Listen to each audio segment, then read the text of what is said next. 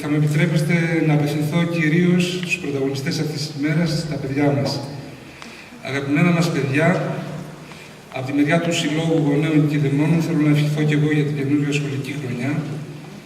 Μια σχολική χρονιά που μπορεί να σας προβληματίζει με όλα αυτά που ακούτε για τα προβλήματα με τα βιβλία, με τις ελλείψεις που θα παρουσιαστούν στην αρχή, με τα κενά, με τους καθηγητές.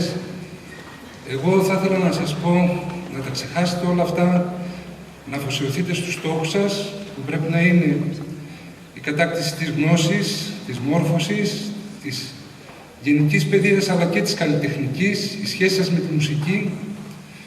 Να ξέρετε ότι είστε πολύ τυχεροί που είστε σε αυτό το σχολείο, το τόσο όμορφο σχολείο. Να ξέρετε ότι έχετε μια καινούργια διευθύντρια η οποία είναι γεμάτη όρεξη να κάνει τις συνθήκες εδώ μέσα όσο δυνατόν καλύτερες.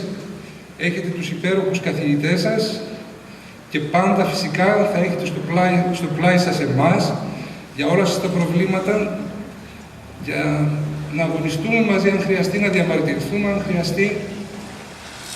Να ξέρετε ότι η Ελλάδα και οι Έλληνες περάσαν πολύ πιο δύσκολες συνθήκες και τα βγάλαν πέρα και εσείς με αυτά τα εφόδια που θα πάρετε από αυτό το σχολείο, με τη μόρφωση, με τις τέχνες, θα μπορέσετε να κάνετε κάτι καλύτερο, να ξεφύγετε από τη μιζέρια και από τη μαυρίλα, να φτιάξετε μια καλύτερη κοινωνία με αξιοπρέπεια, με αξιοκρατία.